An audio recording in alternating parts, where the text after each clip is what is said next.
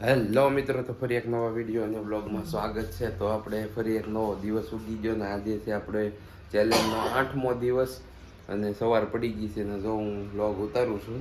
કાંઈ નાસ્તો છે, મારી મમ્મી બેહા છે. શું કરો છો તમે નાસ્તો કરી લીધો? હું મોડો ઉઠું એટલે મારા મમ્મી ને મારા પપ્પાને જવાનું કામે એટલે નાસ્તો કરી લે અને દર્શન કરો માતાજીના. જો અને મારા મમ્મી ને પપ્પાએ નાસ્તો કરી લીધો, મારે નાસ્તો કરવાનો છે તો નાસ્તો કરી લઉં છું. દુકાને જઈને તમને મળીએ ફરી વાર. તો ચાલો મળું તમને આગળ બ્લોગમાં, કન્ટિન્યુ રહેજો. હેલો મિત્રો, તો સ્વાગત છે તમારું બધાનું બ્લોગમાં. તો આપણે આવી ગયા છીએ ઘેરે. તો દૂધ લઈને હેલો આવું છું હજી, એટલે બ્લોગ ચાલુ કરી દીધો છે. જમવાનું તો બધું બની ગયું છે. હવે મારે શ્રીફળ વધારવાનું છે અમારા દાદાને માતાજીને બેને, તો એ વધારી નાખું. તો આ મારી મમ્મી શું કરે છે? દૂધ વાળી છે. ઓ ભાઈ કેટલા દી થયા. તો મને બહુ ભાવે, ફેવરિટ છે મારી. શું કહો? અહીં નથી કહેતા. તો દીવા મારે નાળિયેર વધારે સેવ બને છે હજી ખાવા ટાણી. એમ પાણી ઉબળે એ થોડી દેખાય, કઈ ખબર પડે કેવી બી નહીં. તો સેવ મસ્તીની છે, મારી ફેવરિટ છે એ. તો અહીં તો નાળિયેર મૂકી દીધા છે અને દીવા કરવાના છે મારે. માતાજીને નાળિયેર વધારવાનું છે અને બીજું શું કહેવાનું તમને.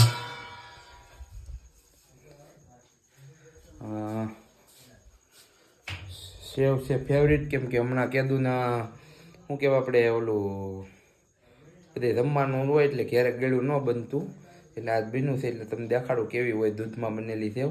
એમાં સેવ તો શ્રીફળ વધારી નાખ્યું છે મેં, અને જો અમે દીવા કર્યા છે. દીવા કર્યા છે અને સેવ બનાવી છે. આમાં શું કહેવાય દૂધ હોય, આ દૂધની સેવ કહેવાની હોય. આમાં દૂધ નાખવાનું, ખાંડ નાખવાનું. દૂધ ખાંડ નાખીને પાણીમાં બનાવવાનું. જો આ ઘટીને અમારે વિધિ બેન પગે લાગી લો. જાઓ દાદાને પગે લાગો, ડાયા કરી દેજો વિધિ બેન ને. એમ જો ગાંડા થઈ જશે.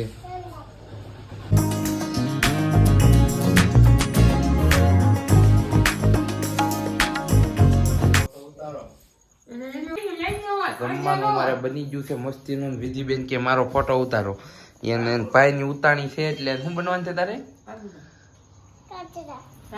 રાધા બનવાનું છે. રાધા એમ કાનુડો બનવાનું છે. અમારે વિધિબેન ને કાનુડો બનવાનું છે. જો કેમ ઉભી એમ જો ગાંડી. તો જમવાનું બની ગયું છે, તો જમવા બે જવાનું છે ને. અમારી ફેવરેટ બની છે સેવ. સેવ બની છે તો જમવા બેવાનું છે. મળીએ છીએ ફરી તમને બ્લોગમાં પાછા.